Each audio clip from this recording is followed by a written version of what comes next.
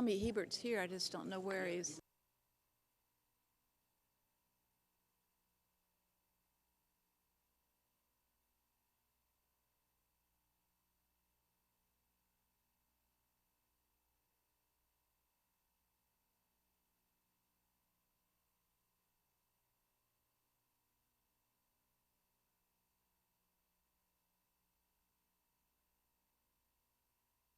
Let's start sitting down because it's 8:31.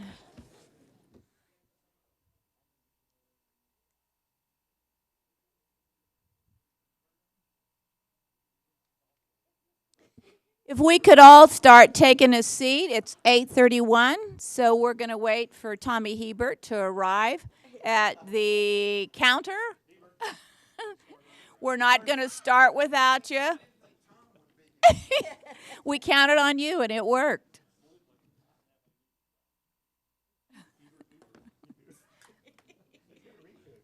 So this meeting is called to order at 8:31 a.m. We will start with a prayer. Let me come forward.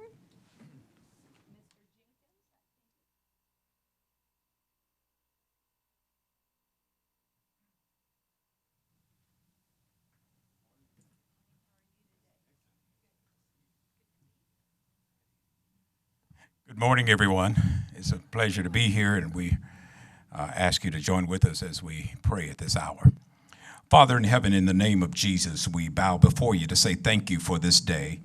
We thank you for your grace and your mercy, your long suffering and patience, your divine protection. Now, Father, as we assemble here at the City Council meeting, we beseech you by the mercy of God to give us guidance, wisdom, and knowledge to be able to conduct the business of this city in a way that will glorify you and be edifying to everyone that's here. Bless our Honorable Mayor, Brenda Gunter. Bless the members of the City Council. Bless God, our city clerk and the city attorney, our city manager, and all department heads that are here. We pray that you bless all of the citizens and representatives of different agencies that are here today. We seek your face and we seek your favor, and we ask you to come in and sup with us this day. In Jesus' name, let everybody say amen. God bless you. All right, feel like I had church. Would you like to go ahead and ask for us to pray for rain because it's getting hot and dry out there? Yeah, yes, ma'am. Okay, thank you. All right. Thank you very much, Gary. We will now move into pledges, and we are going to have today Brooke McKee and Ava Reese McKee to join us. How are you today? Brooke is entering the 9th grade at Central Freshman, and Ava is entering the 7th grade at Glenn Middle School. So, all right, let's turn this way.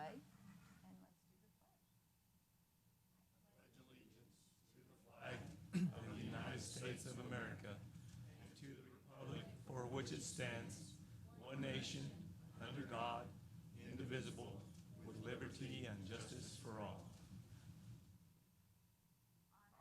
Texas flag. I pledge allegiance to thee. Texas, one state, under God, one and indivisible.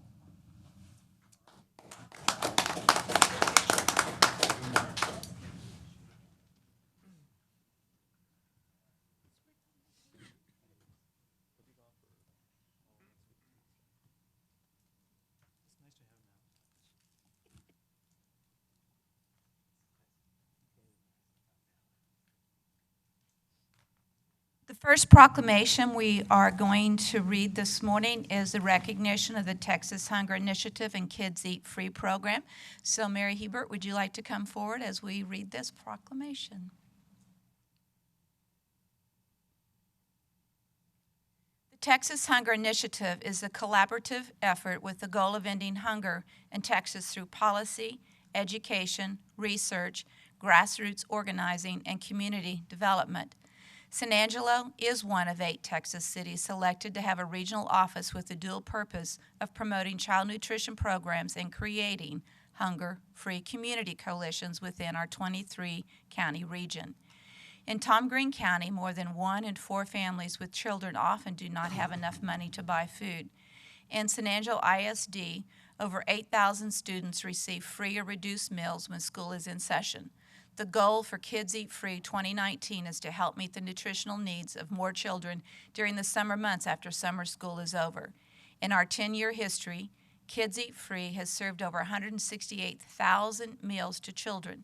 Local churches, ministries, organizations, businesses, and numerous individuals have committed to provide meals in July and August at 10 San Angelo neighborhood sites. Kids Eat Free would like to invite the community to join us for food, fun, and prizes as we celebrate our 10th anniversary at the San Angelo State Park on July 13th from 10 a.m. to 1 p.m. Therefore, I, Brenda Gunter, Mayor of the City of San Angelo, on behalf of the City Council, do hereby recognize and applaud the Texas Hunger Initiative and Kids Eat Free program for its achievement and positive determination to make a difference in our community through the Kids Eat Free summer meal program.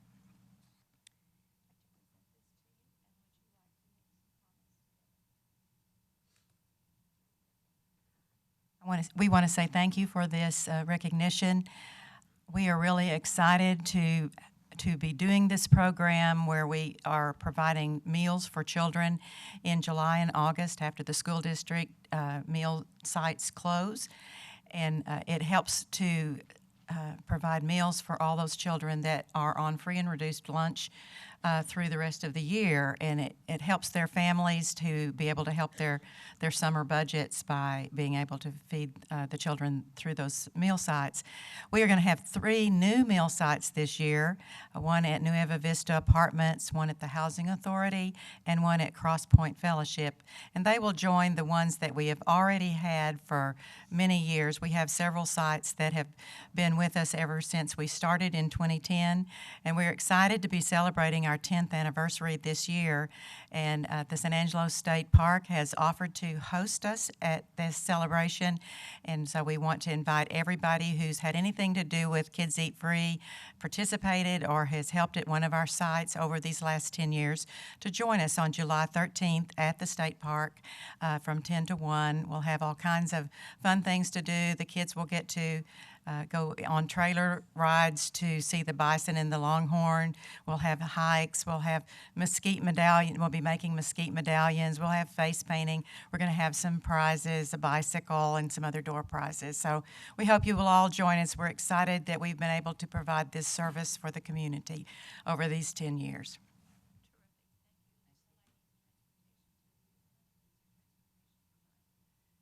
There's not transportation provided, and we do ask that every child be accompanied by an adult.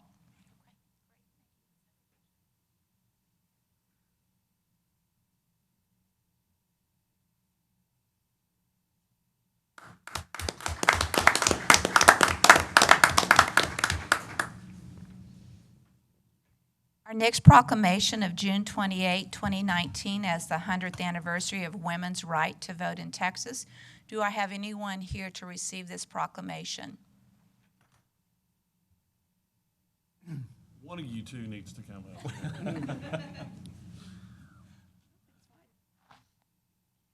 On June 23, 1919, the Texas legislature met in a special session to adopt the women's suffrage movement.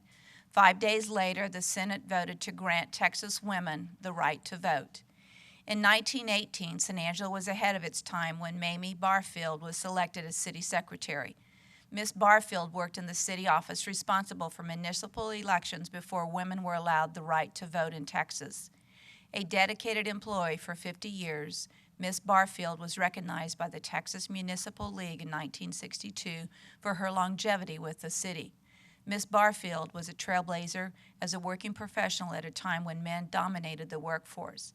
Additionally, San Angelo was progressive for employing her at a time when only 20% of the workforce was female.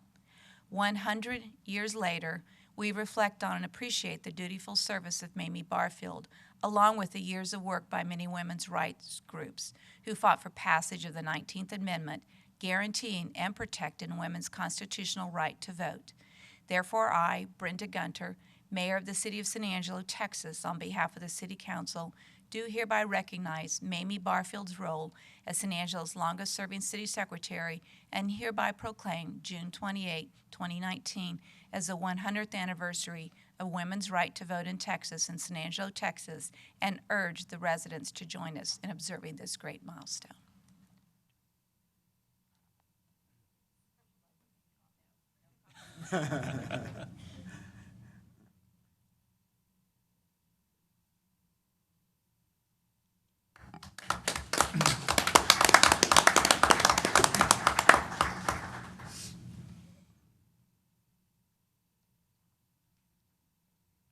Our next recognition is of the Public Information Office's recent awards. The city's Public Information Office won 3 trophies at the state gathering of the Texas Association of Municipal Information Officers. The office won a first-place award in the association's competition for public service announcement for the SAPD. This was a recruitment video featuring a San Angelo police officer who previously served in the military. The Public Information Office typically stands out in the state competition, and this year was no exception. The office won a second-place award for a public service announcement produced for the Stormwater Division. The educational spot explained the impact of litter on the stormwater that flows in the Concho River. City Life David Green also won 3rd place in the special one-time program category. This program spotlighted the work of a water distribution supervisor. All of the awards were won against offices in the state's metropolitan cities. Communications Director Anthony Wilson serves as the organization's treasurer. He helped plan the conference, facilitated 2 panel discussions, and introduced 3 speakers. Therefore, I, Brenda Gunter, Mayor of the City of San Angelo, Texas, on behalf of the City Council, do hereby recognize and applaud the Public Information Office for its achievement and positive determination to make a difference in our community.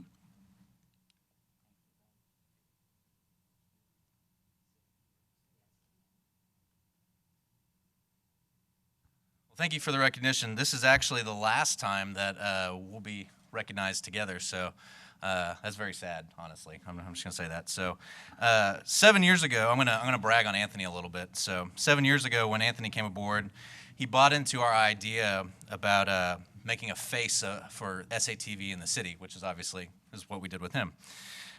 Some people would have objected to that or just simply said no, but he jumped in with both feet and he didn't disappoint. So AJ, if you'll cue the video.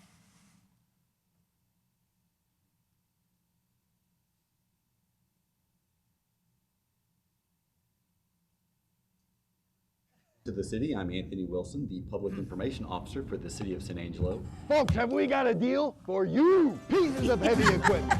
And here's the best part. You set the prices. 5, 6, 7, 8. We're hoping to use this as a springboard for people who will eventually serve on one of our 19 boards and commissions. Notice I'm still wearing my helmet. Yeah, I'm a little afraid. Hard out, Gaga. This is a boat. We've got a beautiful black cat here at Holy hazardous driving, stop! There's the water! I love trash. How do you get this thing off the ground? It's better for you than running. It burns calories like crazy. It strengthens the cardiovascular system. Just in general with Angelo, we're resolved to know that we have a new chief of first. Dylan, thank you for being with us.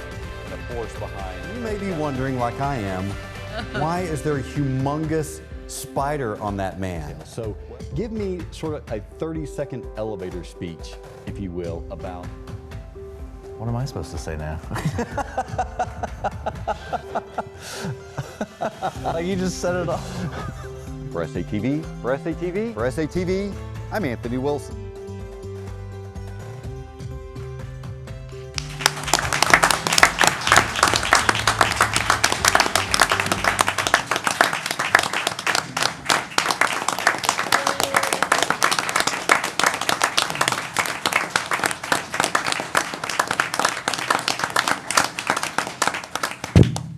So countless of on-camera appearances, more than 200 interviews at least, and over 60 awards, which we just added to. It's fair to say that it worked out better than we could ever have dreamed. In our office, we have used a three-prong approach to how we develop content. Is it of interest, impact, and importance to the community? And I can say, Anthony, you were always of interest. Everything you did was important to the community, and we can't thank you enough for the incredible impact you have made on this community and this organization. And we wish you all the best in Maine and in everything you do.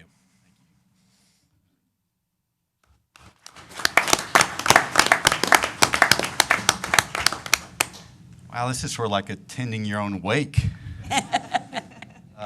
And you got to see the many hairstyles of Anthony Wilson throughout the years.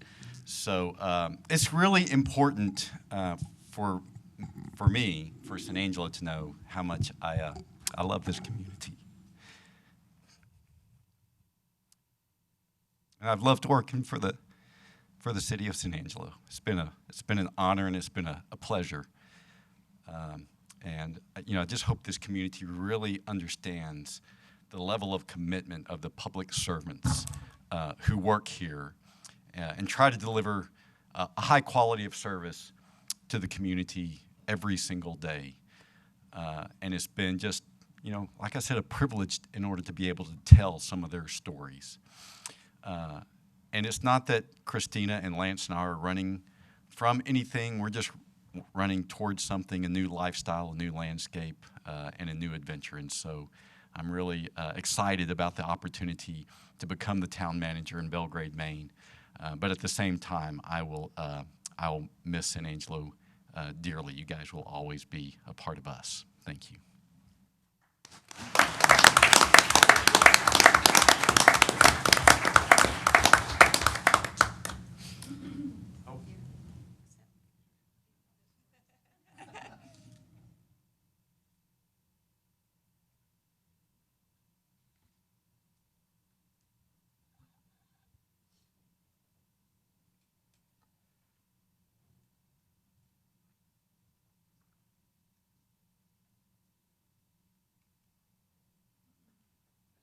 You're a trusting soul, Brian, to turn your equipment over to the city attorney. You do quite often. We will now open the meeting for public comment. Do I have any in the audience who would like to make public comment? Good morning. My name is Sylvia Martinez. I'm here because I live down San Jacinto Street, and I was wondering if y'all are going to put a light over there on San Jacinto and South Bryant, because it's very dangerous with all the buildings in the back. I don't know if we're going to put a light. The second thing, I was sick and I wasn't able to come when you all did the no parking for the bike things. I'm upset because you took off the parking to the Galilee people, the bike. Why? They make all these houses for the city of San Angelo. Where I live, they're beautifying the barrio, like y'all say. And y'all took everything from me for all these years. And Mayor, maybe you can understand me. You have a business, I have a business. I cannot open because of the parking. They put that bike thing. It's time that we be fair and try to make money for the city so we can get some schools done or whatever we need. I'm coming here to tell you that I need that building open to survive. That's how I make my living. How come y'all don't say anything about those people that park on the street over there by the cable company and the boat company, that you have to go in the middle of the street to see if there's no coming cars? I don't care how and who parks where, but when it comes down to my street on Oak Street, I have to come down here and complain because nobody complains. Nobody does nothing for us. I was hoping that Harry would be here, but I guess not. And but I hope that you can understand and y'all can help me. I need to open my business to make money, Mayor, because I see that they cut the yard for y'all. Oh my God, they cut the yard downtown, but you know what? They don't cut ours. I even have to cut my neighbors for over 30 years, and then the city don't allow me the parking. That's not right. Try to be more think of the poor people, I would say, because I really need that building open. And I hope when we go, because somebody wants to rent it, I hope you give me the permission this time, because I really do need it. And I thank you very much for all your work, and I hope you understand what I came to say. And may God bless y'all. Thank you very much for your comments. Do I have any further public comment?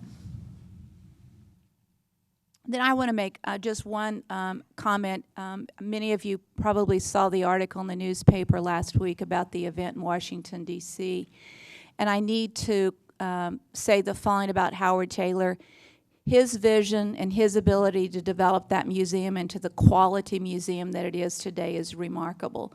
For us to take the art to Washington, D.C., and for it to stand up as strong as it did in a home and make that art look like it belonged there and had always been there, made me so proud of this city, the artistic talent, the capability, and the leadership of that museum. So I just want to say publicly, thank you, Howard Taylor, for what you've done to make this a quality of life city that we have through your vision and your efforts.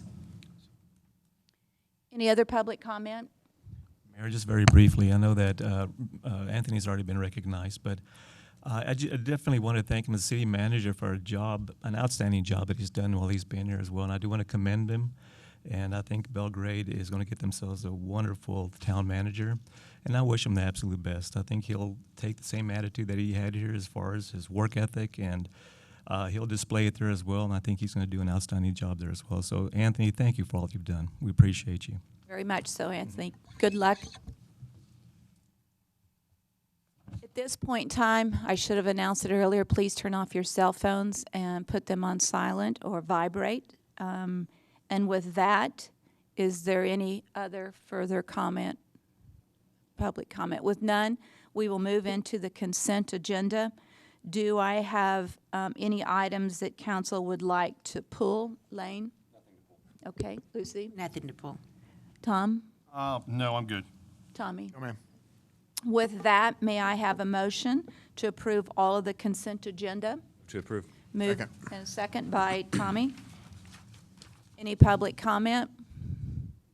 With no public comment, we will approve the consent agenda. Oh, did I take a vote? Let me take a vote. All in favor, say aye. Aye. With none opposed, consent agenda approved. We'll move into item 7, the regular agenda, starting with item A. Consider approving a change order to ES-02-18 Bell Street Reconstruction Project contract with Reese Albert Incorporated in the amount of $87,593.92 to be expended from currently allocated contingency funds and affecting a change in the pavement marking to include appropriate surface preparation, sealing, and contrast stripping for concrete paving, and authorizing the city manager to execute all related documents. Lance, you're making the presentation today? Yes, ma'am. Morning, Mayor, Council, Lance Overstreet Engineering Services. And what we have today for you guys is a change order that we're asking to be approved. This change order is roughly $88,000, and what it is adding into this project is a line item that was not originally bid and was not originally approved by council. And so according to the purchasing guidelines, if this isn't something that you guys previously approved and it exceeds the $50,000 threshold, we do have to bring that to you guys for approval. I will let you know that this change order is going to be within the budget that was already approved, so it's going to be out of the contingency funds, so we're not asking for additional funds. It's going to be completely within the project scope. But because of the dollar threshold and because it was not an item that was originally approved, we do have to come to you guys to ask that. And so what is going to be putting in is contrast striping and then the surface preparation on the concrete surface of the street for that contrast striping.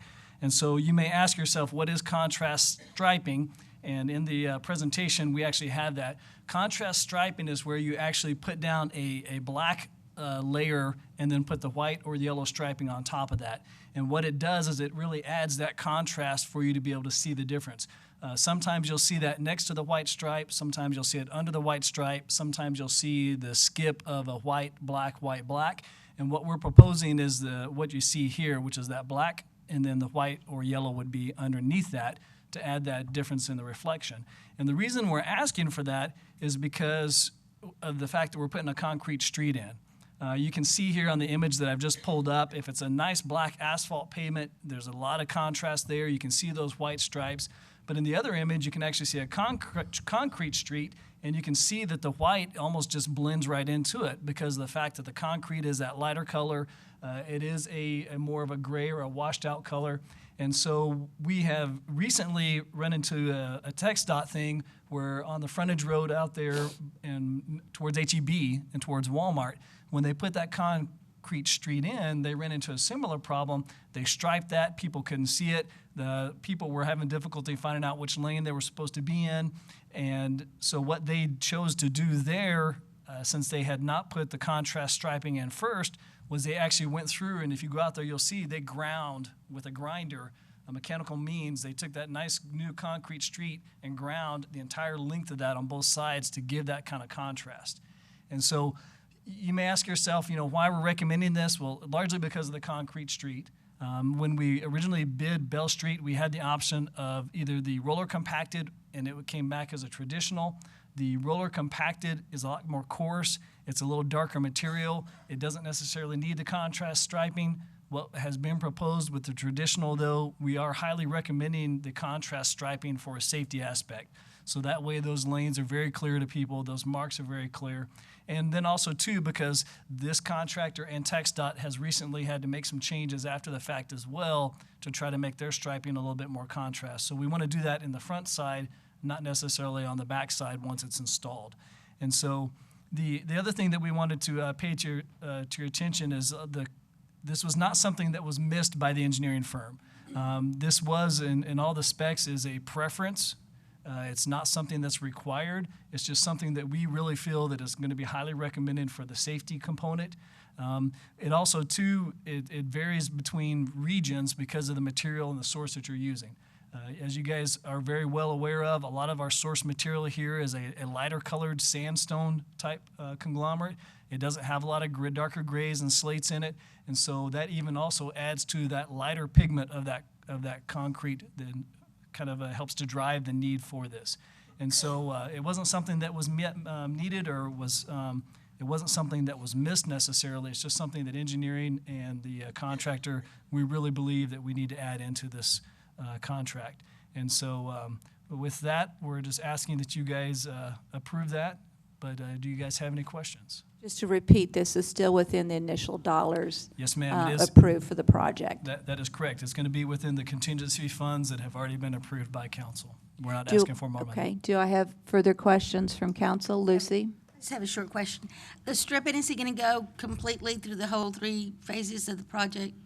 Yes, it actually is going to be all 3 phases will be a part of it, and that contrast striping will be a part of all of them, yes. Tommy, any questions? Good. We're good. Okay, so with that, do I have a motion? Motion to approve as presented. Okay. Okay, with a motion by Tommy, a second by Lucy. Public comment, please. With no public comment, we will take a vote. All in favor, say aye. Aye. With none opposed, mash and post, speak correctly, too much caffeine. That would be a 5-0 vote. We'll move into item B. Consider awarding ES-05-19 high-density mineral bond surface treatment to Andale Construction Incorporated in the amount of $218,083.48 and authorizing the city manager to execute any related documents. Patrick, you're on. Thank you. Good morning, Mayor, Council, City Manager. We're here before you this morning to seek your approval of ES-05-19, which also gives your approval of a pilot project for high-density mineral bond product, also known as HA5. What this is it's a street preservation product that we hope to incorporate into our street preservation program that we're developing. Oh, sorry.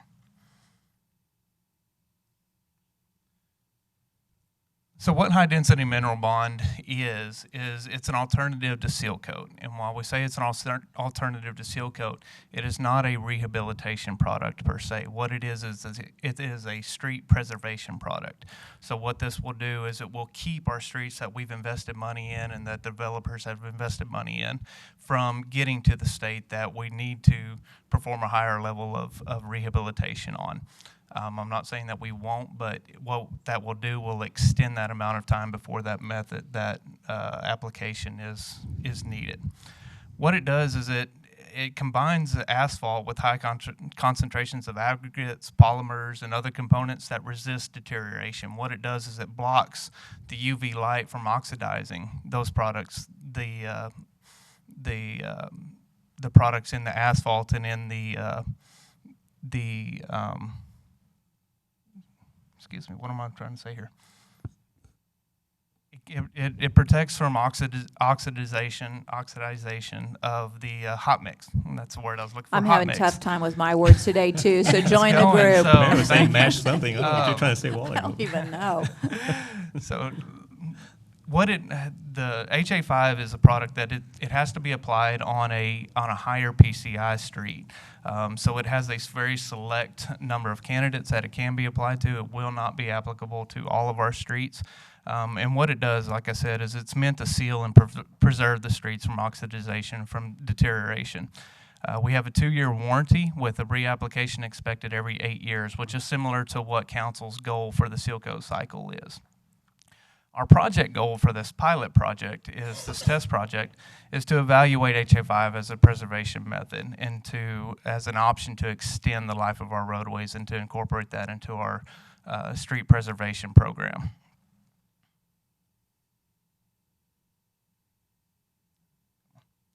Some of the pros of high-density mineral bond, or HA5, is we have no loose aggregates. One of the biggest feedback that we get on the seal coat is they do not like the shelling of the aggregate that's placed on that roadway. So you do not have this in HA5. HA5 incorporates those small aggregates into the actual application, so there's not a loose aggregate that's applied on top of the asphalt product. It's also more visually aesthetically pleasing. It retains its color for a longer duration of time, so it stays blacker longer than what you see in the seal coat or even in the hot mix application. Has better waterproofing, better preservation, and a longer warranty. So we get a 1-year warranty with the seal coat, and this is proposed at a 2-year warranty. And based on the application and the condition of the roadway when it goes down, we have the option to make an amendment to that warranty period to potentially extend it out to 5 years. Some of the cons of high-density mineral bond, the biggest being a 24-hour cure time. And what that means is you cannot access the road. You cannot drive on the road for 24 hours after we apply it. Now, the vendor has been in this business for a long time. They have SOPs in place to accommodate this. They're very well aware of the impact that it has on the citizens in the neighborhoods that they put this in. They've applied it in Midland and Amarillo and Waco and several places, so they're well aware of how to accommodate this. They have a very good, the feedback that we've gotten from other agencies, they have a very good communication system. They use text messaging, they use flyers, they go door to door 72 hours prior to and actually speak with the citizens, explain to them what's going on and answer any questions. The citizens will have the project manager's direct phone number. So if they have questions, if they have comments, if they have concerns, they can call him directly and speak with him and get those resolved. It is at a cost premium. HA5 is at $3.04 a square yard as it was bid. Our seal coat process is at $2.71. But what we expect is to get a longer life on our roadways for that cost premium. So instead of getting an 8-year cycle, we're hoping to extend that out if we can put it on the applicable roadways to a little beyond that and extend that and pay for that additional upfront premium. And like I said earlier, it is on fewer applicable roadways. It needs to be on a roadway that is a standard 70 PCI score or better. So it's not going to work on roadways that are highly deteriorated or have a lot of cracks already and potholing. Those are going to be applications for seal coat. This application is going to be on newer roadways. So you come into the newer developments, you come into the Bell Streets, or those rehab streets that we've recently rehabbed, like MLK, College Hills, and you reapply this in order to seal in those asphalt products in there and keep that road from deteriorating, from oxidizing quickly. So just a real quick visual comparison of chip seal compared to HA5. On the left, you have a chip seal roadway, which we're all familiar with. It's a very coarse application. You have the shelling of the aggregate. It's inevitable. It's the nature of that application. On the right, you have HA5. Again, that aggregate is incorporated into the actual liquid product that's sprayed down, and so you don't have that shelling opportunity that you have with seal coat. Would you explain what shelling is? You keep saying shelling, but Shelling. for the citizens out there that are watching, they're probably asking, what is shelling? Yes, sir. Shelling is when that aggregate releases from the asphalt that's placed down. So as you drive on it, it's that loose rock that's on the side that we always hear about and get the request to sweep up. HA5 does not have that same shelling effect or that loose aggregate effect. Again, just a side-by-side comparison, I mentioned that it retains its color retention, and that's one of the biggest selling points in some of the neighborhoods. You see their application is primarily in residential neighborhoods, and it's one of the biggest touts that those neighborhoods have is it does retain that visual aestheticness of it. It retains its color. So you see there on the right-hand side, that's an 8-year-old application of the product, and it still looks visually pleasing and has that dark nature that everyone expects a street to have. The project location for this pilot project is going to be in the Prestonwood Twin Oaks Edition off of Southland Boulevard across from Bonham Elementary. It's a somewhat isolated neighborhood, but these streets are about 5 years old, and they are great candidates for this application. We actually met with the vendor and looked at several different areas of town, and he denied 2 other areas before we came to this one, saying that he would not apply his product on that street because it was too far gone. It was streets that we had initially thought would be great candidates for this. So they're very, very self-aware and very, very conscious about what kind of street they're putting this on in order to maximize it, because they don't want to fail, nor do we. So the vendor does a very thorough evaluation of the streets that they're going to apply it on, so that we make sure that the money that we are investing into this is being used appropriately.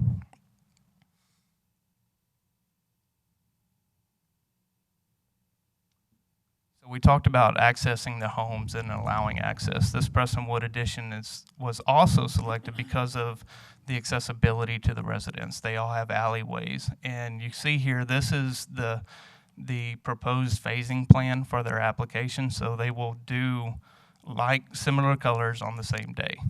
So they'll do all the greens at one time, all the yellows at one time, and all the blues at one time. So what you see there is, based on where those start and stop points are, there will always be accessibility for the homeowners to their homes, is what they're proposing. 95% of the residents won't see any interruption. They may have to take an alternative route, but they still will be able to access their homes. And that's one of the reasons we chose this neighborhood initially as well. It was because of that accessibility, and that to give the citizens and council and even staff a feel for the product and the application and how the whole program works together, and ensure that the vendor does what he says he's going to do. So again, our recommendation is to award RFB ESO 519 in the amount of $218,000 for the treatment of about 56,000 square yards. There is some additional contingency money in that, along with mobilization involved in that. So that's what's up before you today for approval, and I'm gladly answer any questions you may have. When you talked about other people have used it, have you talked to the city of Midland? We actually visited the city of Midland a couple of years ago whenever they were applying it. Talked to their inspectors, talked to the city officials, and they were all very positive in their words toward it. In fact, Midland is placing their 4th application this year in it. The city of Waco just extended their project this year by 425,000 square yards in addition to what they had already contracted. So it's a product that we're seeing the municipalities that are using it continuing to use it on a recurring basis. Like I said, we did interview staff from Midland and talk to them, and they had good reviews of not only the product but also of the company that applied it. Well, it's good that we're doing an area that has alleyways so people don't have driveways in their front of their house. The question mark is, does this neighborhood have mail delivery? And how do we work with the mail delivery situation? So that is a portion of the 72-hour notification that the customers give. They're not only notifying the customers, but they're also working in the weeks prior with the trash service, with the mail delivery service, with all those utility services that have to access those residences on a weekly or daily basis. So they're well aware, and they work with them to accommodate that. They do provide shuttles back and forth to homes. They provide secured parking areas for vehicles that are monitored and with security. So they're, like I said, they've been doing this long enough that they understand that the citizens' perspective and the citizens' comfort with their project is most important to them. So You mentioned Bonham School, so will this be done prior to school going back into session so that there's no issue with school buses or pickup? So we talked to the vendor, and like I said, they're working on their phasing right now. They're going to come down in a couple of weeks and reevaluate the area and let us know what type of preparatory work we need to do. And then at that point, we'll determine when they're going to be here to apply.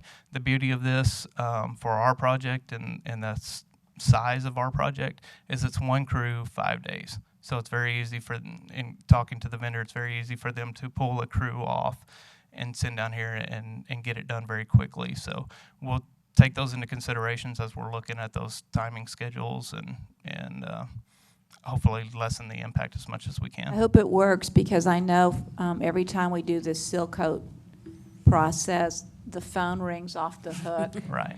The emails are continual, and so I know the public would love to have some alternative application, and I think we could reduce tremendous amount of complaints with this project. So I'm excited to see it work. Do I have other questions from council? Tommy? Quality control, Patrick, you mentioned, we have a 2-year warranty. Who, in the time frame, is it simply up to us, the city, to provide the quality control? Do they have someone that they send? How's that accountability? So the beauty of our job is we have a lot of inspectors out there, almost 100,000, that let us know anytime that we have an issue. Correct. So yes, Tom. You have a lot of quality control. We have a lot of quality control inspectors. I didn't know I was stepping into it when I asked that question. But yes, what we'll be looking for is delamination. Any parts that we see oxidizing or that have delaminated due to a lack of prep will come in. The company will come in, will properly treat it and reapply in that situation. Patrick, is there a better temperature or prime or optimum temperature to apply this? So we're looking at, getting by in the window. We're looking at September, October, and I know those temps start to drop through the night. So. Yes, sir. So their season is typically April to that September, October time frame. As long as we're still in the 70s, we're perfectly fine for that application. Do I have questions further from council? Billy? Thank you, Mayor. I know I'm Janetta come lately this morning, and this question may have already been asked or addressed, but I just wonder, Patrick, if we did any kind of assessment from cities that have used this product before and what their experience was. It has been asked, but I'll let him explain it again because it's important to know. Thank you. Yes, ma'am. As I alluded to earlier, we've been actually looking at this product for the past 3 years and evaluating it, and we spent time in Midland watching it be applied, talking with their officials, and so we've been going back and forth and watching them grow throughout the state for the past 3 years. And they started in primarily focusing in the Colorado area. They just opened up a satellite location in Pleasanton, just south of San Antonio. So they saw the boom and the expansion of their business in Texas to open up a satellite location here. So we have been watching it, and we have been talking with those city officials that have applied it.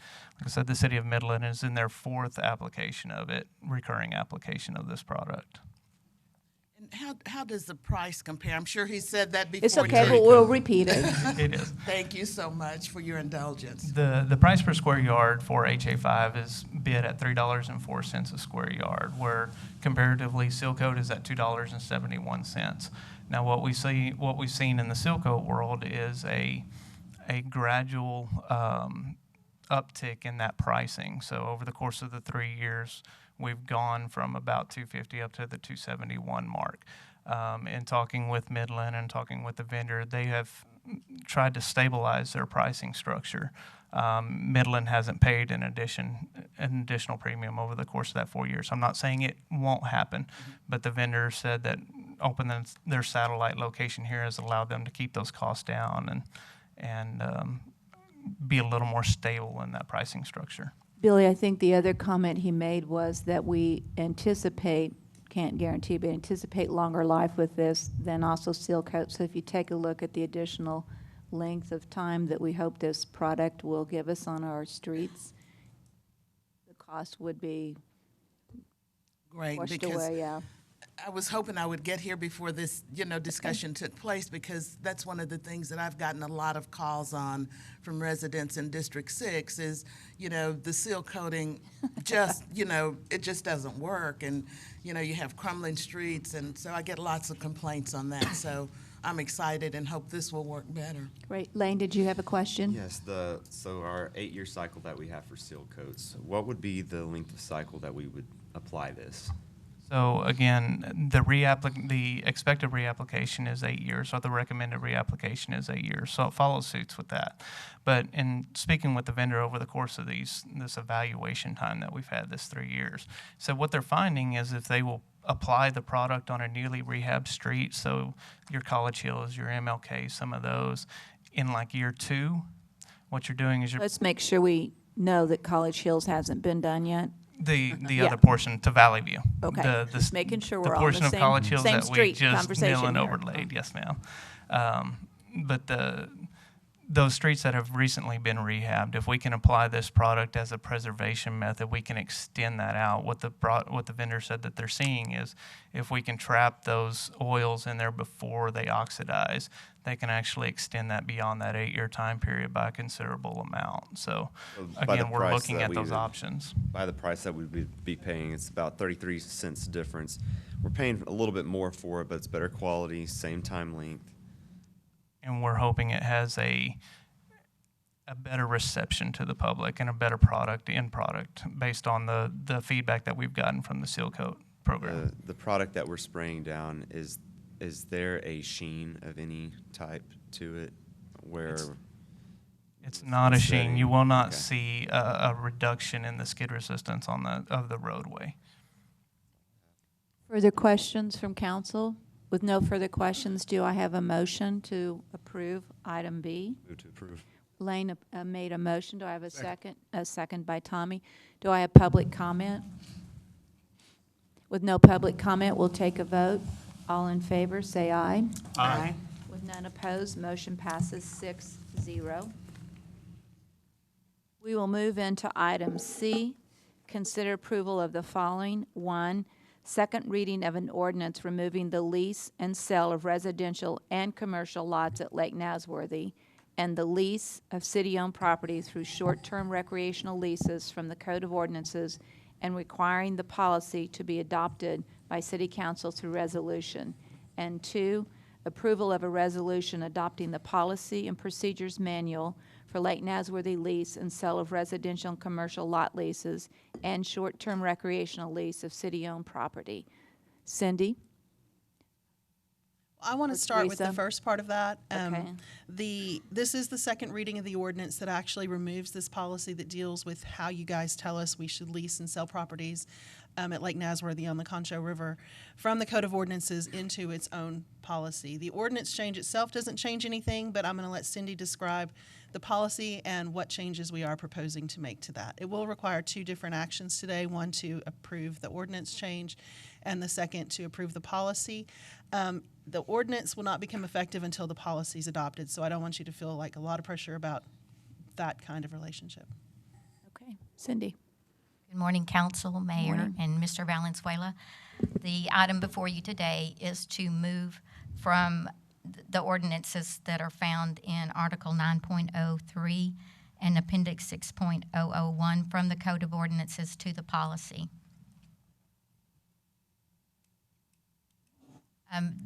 The sections in the Code of Ordinances details the sales for the procedure of the Lake Nasworthy residential and commercial lots to its current tenants.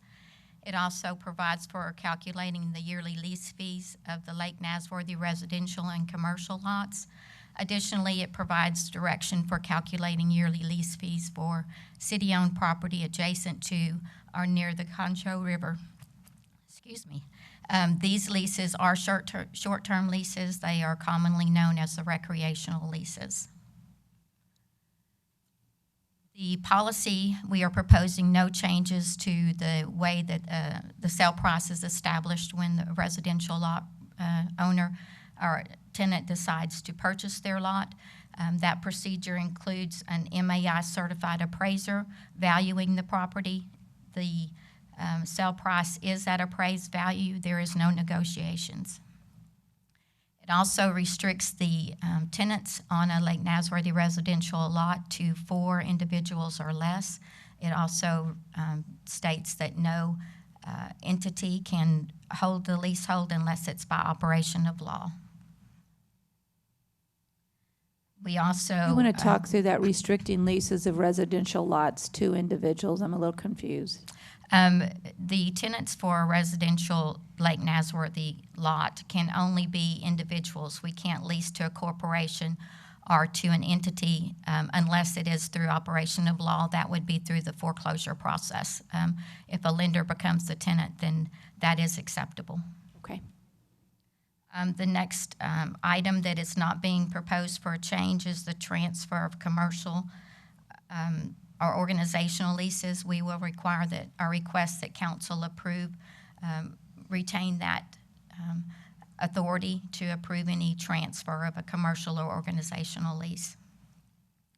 In May 2016, City Council approved a fee schedule for the transfer and granting fees for new leases on residential and commercial and organizational leases. We are not recommending a change to that fee schedule. Council did review it in 2016. We believe that that fee schedule remains current. Additionally, May 2016, Council approved the new lease fee schedule for recreational and grazing leases. They did adjust this fee. We believe, again, that these lease fees are current and should remain as proposed and adopted in 2016. You want to review those with us? Yes, ma'am. For a resident or a commercial lease, or I'm sorry, for a recreational lease fee, it is $14 an acre, and the tenant is charged a flat $250 recreational fee. And in addition, any tenant that abuts the waters of the river or the Lake Nasworthy would pay an additional 50 cents per square foot. Again, council did increase those fees in 2016, and we believe that those fees are current.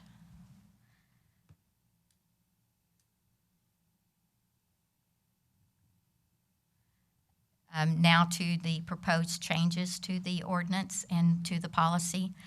March 4th, 1997, City Council adopted an ordinance which increased the yearly lease fees for leases that went to market value on January 1st, 2017. They adopted the policy again 22 years ago, which said that tenants should prepare to pay 8% of the appraised value when their lease fee went to market value. 2014, we had a number of tenants who were concerned that the financial hardship would be a burden on them. They did visit with City Council. City Council reduced that multiplication factor from 8% to 1.5%. We have routinely told the tenants since 2014 that they should expect an increase, that 1.5% was not true market value. We've had several tenants who have purchased, again, anticipating that yearly lease fee would increase. 2019, city staff employed Stribling and Probant. They are MIA certified appraisers here within the city. They're very familiar with Lake Nasworthy residential lots. They provided us with an expert opinion on what the multiplication factor should be for the city to recover or to charge the true market value for a residential lease lot at Lake Nasworthy.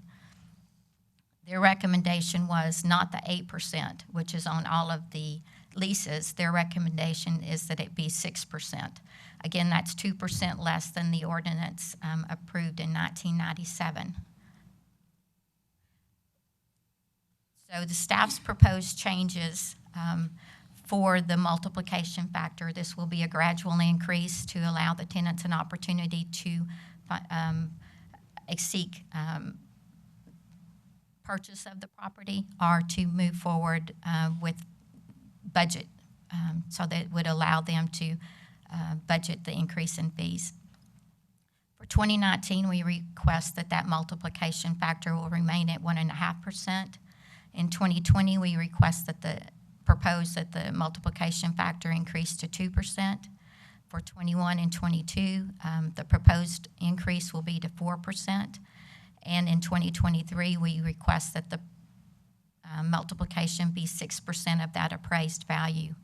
We don't anticipate any additional increase in the multiplication factor at this time.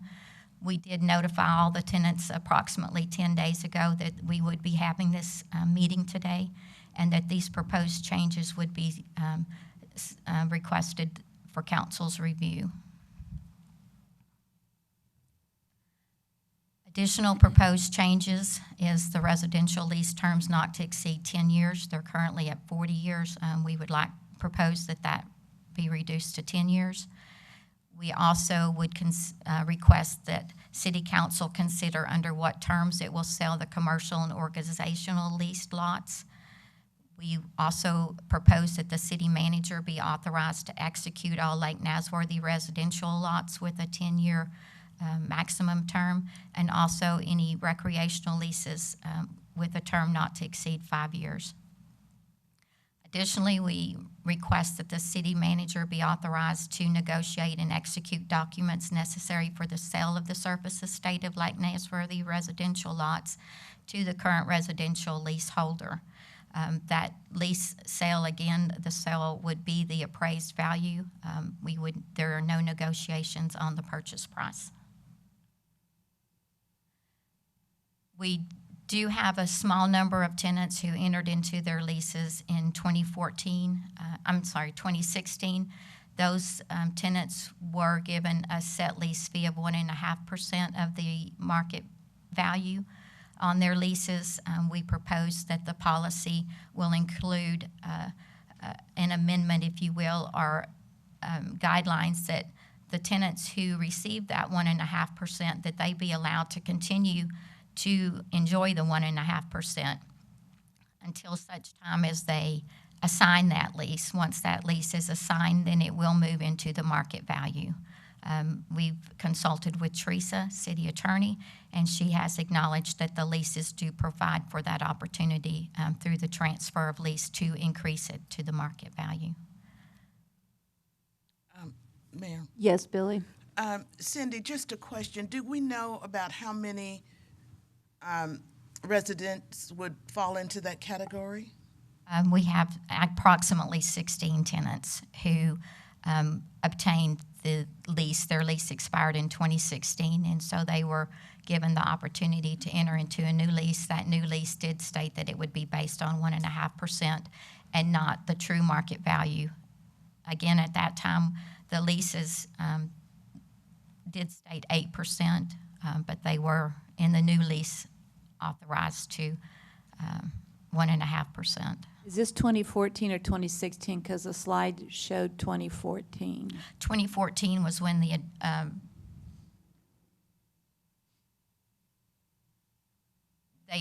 in 2016 is when they entered into the lease, but it was under the 2014 ordinance. Yes, Thanks ma'am. for that So clarification. it was in 2016.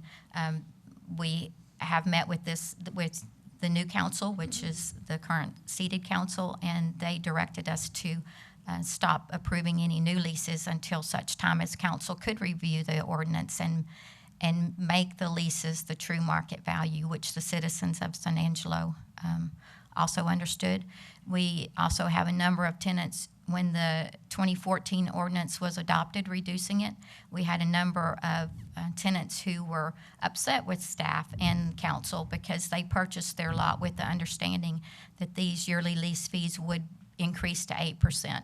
So when the temporary reduction went into effect in 2014, a lot of them said, why did I have to purchase? If I had known you were going to reduce it, then they would have chosen not to purchase and to continue to lease. Billy, did you have further questions? Sorry. And what's the length of those leases that were entered into in 2016? At the time, the ordinance provided that they could enter into a 40-year lease. So those leases are for 40 years. But again, once the lease is transferred and the improvements are sold, then it will revert to the new lease fees. Okay, but if it's not sold or, not assigned, they would enjoy the 1.5% for 38 more years or 37 more years. Possibly, yes, ma'am. And you said about 16? 16, yes, ma'am. All right, thank you. Of 16 of the 170 tenants that we have. The one issue, when we went back and we talked about 40 years, as Billy you all just discussed, and it's now down to 10 years, will people have the ability to buy a property if the lease amount is for 10 years only? Because it's one thing if you're getting financing and you have 40 years. It's another if you are requesting financing and you only get 10 years. Will that have a negative impact on the ability for someone to buy or sell? I suspect that it will, only because right now on a 30-year lease, tenants who try to finance the purchase of the improvements and the leasehold, their lenders requesting a 35-year lease or a 40-year lease. So it's likely that would have a negative impact on someone acquiring financing. Tommy, do you have questions? I have a couple, yes. Thanks, Mayor. I guess this might be for Teresa. Teresa, why do we have to charge anything at all for a lease? Well, this is city-owned property, and so we have an obligation, you guys do, and we as city staff have an obligation to ensure that city property is held for the benefit of the public and not for individuals. There's a constitutional provision that requires us to evaluate that. For a long time, we were unsure exactly where these leases should fall as far as this increase is concerned, but now that we have this appraisal, we are sure where that should happen. And so a failure to adjust it in some manner, it would constitute, in essence, a constitutional violation of our duty to protect the assets of the public. In consequence of not protecting that constitutional provision would be potentially? Well, I think there could be a lot of consequences to that. Some relating to these leases is the leases could be declared to be void. I think that there's probably some actions that the citizens could take against the city whenever we're misusing our property. You all could have consequences related to your positions on council. So there's, it's one of those tenets of government that we're here for the good of the public and not the individual that just needs to be followed. Okay, great, thanks. I think the other thing that's happened over time, though, is that there has been this inequality that's developed amongst these leases, and they're very aware of that. I mean, neighbors know what their neighbor is paying for these lease fees, and there is some very big differences just right next to each other as to what that is. Cindy, just for clarification for really the citizens that have the leases, walk us through if this is to be adopted, there will be no change this year. It will remain at 1.5%. Yes, sir. That's the proposal That's the to proposal. council. That's okay. the proposal to council. So if they're under the 2016, which Billy was just asking about, those are at 1.5% for the duration of that lease, assuming no changes whatsoever. Correct. Correct? Yes, sir. Okay. So then the remainder of the leases, roughly 150 some odd leases then, walk us through the increase schedule. If they've still got 13 years remaining on their lease and they don't make any changes to that, what would their increase schedule be, or would there be an increase? There are a number of leases, right? Again, the yearly lease fees based on market value started in January 1st, 2017. Not all leases go to market value January 2017. We have some leases that don't go to market value till 2040. So the tenants, the 86 tenants whose lease is currently based on a market value where it's an unknown number, it's through the appraisal process and then the multiplication factor. So the tenants who are under a market value lease, their lease will increase. I will tell you that we currently work with a number of tenants. They do pay installments. They start paying 3 months before their lease is due. We are sympathetic to the tenants. We understand that a lot of them will endure financial hardships by this increase. But again, we're just trying to follow what the council in 1997's direction was, that it goes to market value. The 2014 decision, we believe, was a temporary fix, that the intentions were to maybe gradually increase it again. We tell anyone who is interested in purchasing a Lake Nasworthy improvements or assuming a lease, we have told them that right now your lease fee is based at 1.5%. We always give them the example, if the lease is lot is valued at $100,000, that their current lease fee is $1,500, but based on their lease, they should be paying $8,000. So we feel like we have educated the tenants and the real estate agents. You know, we have really tried to notify anyone that would have a negative effect of this increase. My question just vanished from my brain. Tom,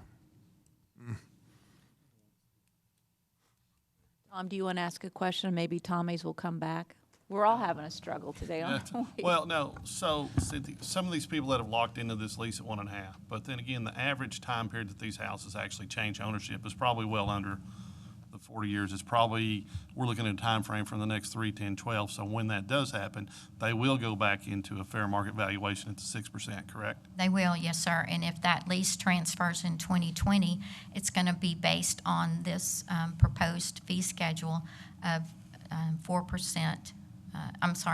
2% in 2020, and then 4% for 2021 and 22. I would also like to remind council that anyone whose lease comes due after 2023, they will automatically fall into that 6%.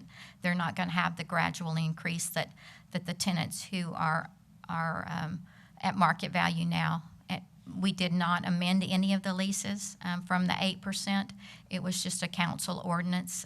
So we would request that authorization to amend those leases now and provide them with a fee schedule. While it appears to be a very long exemption advantage, it's not when you really look at how these are actually going to change hands. Correct. Yes, sir. I did remember, Tommy? Brenda. You mailed out approximately, if I've heard you correctly, 170 notifications. We did mail out 170 notifications. How many of those folks have you heard from with either questions, with angst about the process? How many of those have you heard from? We had telephone calls from approximately 5 of the tenants, and most of them, we didn't have any angry tenants. They just said, am I reading this am I reading what I think it says? And we would go through the process and explain to them what is being proposed to council today. Again, we encourage them to contact the council or to be here today if they had additional questions to council. From that mailing, we have received 5 tenants who have requested an appraisal to purchase their property. So the tenants were made aware of today's meeting and the proposed changes. They were detailed what we were going to propose. Thank you. And also the 10-year lease renewal. Daniel? Yeah. If I may reiterate, and Tracy will correct me if I'm wrong. So really, now that we haven't established the market rate, which is the 6%, at this point, we as a city have an obligation to get to that point, to develop a plan, which is what we're doing right now, to get us to that 6%. Is that correct, Teresa? Correct. Okay. I just want to make sure that we're pretty clear on that. So when we're looking at this, it is a consideration, not just a consideration, but it is a have to, that we really have to get to that point to the 6%. So. All right, with that, do I have further questions from council? Do we need to take action on item 1 first? Or Yes, ma'am. item, yeah, 1 first? Okay. So do I have a motion to accept C1? So moved. A second? And a second by Lane. Do we have public comment?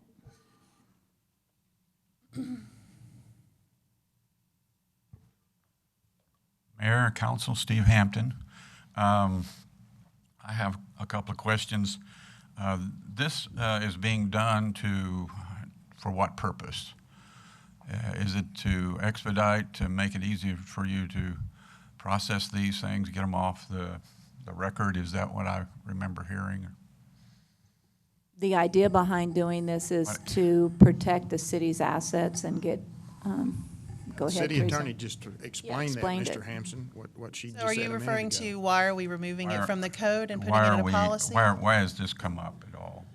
We're doing a systematic review of the Code of Ordinances, and San Angelo over time has put a lot of things that most cities include as just policies into the code. It's very expensive to keep them codified in this manner, and it is cumbersome to change things. So it's just an efficiency in the code. But the language of the policy is, except for the changes that Cindy indicated, is going to be the same. Here on out, we will not be hearing when people are leasing stuff individually. We won't be hearing anything that is currently on the consent agenda because it's just, we have no opportunity to change anything. So yes, Right, it it'll make costs that us more money effective to and efficient. print out We the- do often have transfers of property that are waiting for a council meeting to happen so that it can be fulfilled because it has required council approval. But as long as these transfers are being done in accordance with the policy, we will not be bringing them to council. Thank you. Is these changes in any way, are they affecting the Lake Nasworthy fund, The trust fund? No. trust fund?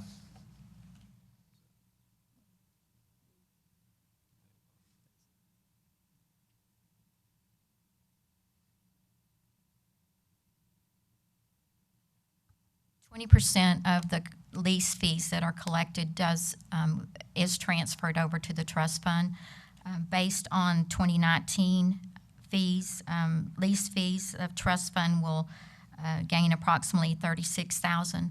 In 2023, if we have no changes in the current tenants, if we continue to maintain the 169 tenants, that trust fund contribution will be $112,600.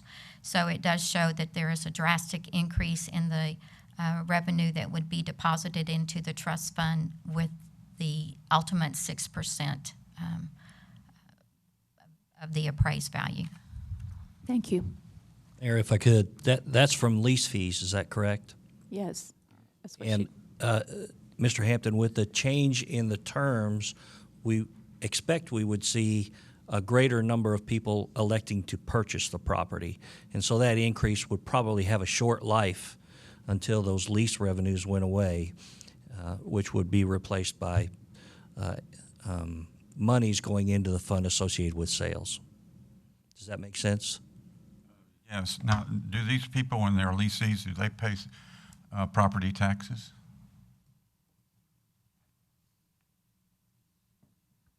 According to the appraisal district, the tenants do pay property taxes. Their property taxes are estimated on the land at half of the actual value that they believe to be the value of the lot. So the tenants do pay, but it's according to the appraisal district, it's half of the actual value of the lot. Once the tenant becomes the owner of the lot, then they will be taxed based on 100% of the lot. And when they're leasee, we have a hard time evaluating the property's true value because we're not allowed to. Actually, the appraisal district, their valuations are very close to what the appraised value comes in when we order an appraisal from a certified, the MAI certified appraiser. Their values are very close to half of what the appraiser values the land at. So the collection on the taxes. Thank you. Do I have further public comment? No further public comment. We'll take a vote. All in favor of approving C1, say aye. Aye. Any opposed? With none opposed, motion passes 6-0. We will now go into item C2, approval of a resolution adopting the policy and procedures manual for Lake Nasworthy lease and sale of residential and commercial lot leases and short-term recreational lease of city-owned property. Cindy or Teresa, who's doing this one? Confusion. Who's doing it? I think that's the one that I just presented. She just presented Mayor. the policy. It had We to just do need with to the vote on the policy. We went through the whole. So we've done both, 1 and Yes, 2. ma'am. Yes, I thought ma'am. you said we had to do them You separately. need separate votes. Okay, but so we just have we to did one take the vote. presentation, right. With that, let's take a vote. All in favor of doing C2? Do we have a motion? Move to approve C2. Second. All right, with that, public comment. None. We'll take a vote. All in favor of approving C2, say aye. Aye. With none opposed, motion passes 6-0. We'll move on to item D, public hearing and first reading of an ordinance amending Appendix A fee schedule in the Code of Ordinances and requiring a fee schedule to be adopted by resolution of council. Teresa? Again, this is an ordinance that's cleaning up our Code of Ordinances by removing what could otherwise be a policy from the code. It is the schedule of fees that's currently Appendix A. Now, we're not going to be removing the entire Appendix A. We're still going to be leaving the solid waste fees there because they're contracted. The contract indicates that's where they're going to be found, in the water rates and stormwater rates, both of which have some statutory provisions that require those to be adopted by an ordinance. All the other fees that you've already adopted and a couple that you're going to be addressing today are going to be moved into a policy that we're going to discuss next week. Our next meeting, if you approve this. At that meeting, we're actually going to bring you two things. The first thing is going to be a schedule of fees and charges, which is going to be the fees and charges you've already adopted. And the second thing is the budget policy, which is the document that addresses how those things are to be adjusted. So during the fee discussion this year, the direction was that we, over a course of 3 years, would increase those fees to 100%. We'll put language into the policy that addresses that issue. Okay. Do I have questions for Teresa from council? I see none, so do I have a motion? Motion to approve. Tommy, and a second by Lane. Public comment? With none, we'll take a vote. All in favor, say aye. Aye. With none opposed, motion passes 6-0. We will now move to item E, which is the first reading and public hearing of an ordinance amending Appendix A fee schedule, Article A 8.000, utility-related fees, A 002, A1, the rate schedule by amending the untreated water rates. And Allison, you're on. Good morning, Mayor, Council, City Manager. Mayor, you had requested several meetings back that we bring back the raw water or untreated water rates. Yes, ma'am. And so this is the presentation and our analysis of those raw water rates and our proposal to change them. So what we're changing is currently the raw water or untreated water is billed at the same rates as the landscape rates. And this is what those look like. So they are based on a winter and summer schedule, and you'll see that they are tiered in 2 tiers, 0 to 89,000 rate, and then the over 89,000 gallons in one given month is billed at a higher rate. We are proposing that these rates be changed to the winter low rate, strictly for untreated water. And this would affect those customers that use Lake Nasworthy water for irrigation, and also those on the Hickory pipeline that have taps along the transmission main. We are proposing this change also to be in line with the winter low tier rate in 2020, and so that it experiences the same rate change that was established by the rate plan. For the usage, we've monitored the past 3 years, or the average for the past 3 years. About 70% of that monthly consumption falls within the 0 to 89,000 gallon usage. We have about 30% of our usage going over that 89,000 being billed at that higher rate. But even with the bulk of this consumption being in that lower tier, if we adjust those rates to the low winter rate, we would still meet our proposed rate targets, or the total budget that was projected with the rate plan in 2015, even by adjusting this rate. So we are still meeting rate plan goals by adjusting this rate to the flat rate again. Yes, Billy? Allison, would you go back to that first slide you put up? The one previous to this, or this one? No, this one. Okay. So are you still going to, even though you're saying adjust the rate to this lowest rate, what about over 89,000 gallons? So all untreated or raw water rate would be billed at one rate, similar to our non-residential rate. There would be no differentiation? There would be no tier. Oh, It would all, even if they used 100,000 gallons, they'd be billed at the $6.23 per 1,000 gallons. Thank you. That ultimately, we are recommending this change. The second reading would occur in July, and we would make this implementation effective August 1st of this year. And I'll be happy to answer any questions you have. Thank you for doing the time and effort to come up with the statistics that allows us to reduce those rates. And I am going to ask if council has any further questions or comments. Billy? What's the rate for treated water, Alice? Treated landscape water, treated residential water. So they are the same rate. So the treated landscape rate, say a commercial customer inside the city limits using treated water for irrigation, is billed at these rates in this Same table. rates? Yes, ma'am. And then the raw water rates were based on the same billing. So will there be tiers within the city? We are not changing. Like you have now, or? We are not proposing any changes to landscape on the potable system. So this change is strictly affecting raw water or untreated water, which is specifically Lake Nasworthy or Hickory pipeline customers. Thank you. Any other questions? With that, may I have a motion? Motion to approve. And a second? Second. Okay, Lucy seconds it, and I'm going to ask for public comment. Steve Hampton, I have a question. Why would we want to do this? What market are we trying to increase? If we have a water, if we're concerned about water, why are we trying to sell it for less? Allison, you want to talk, and then I'll talk.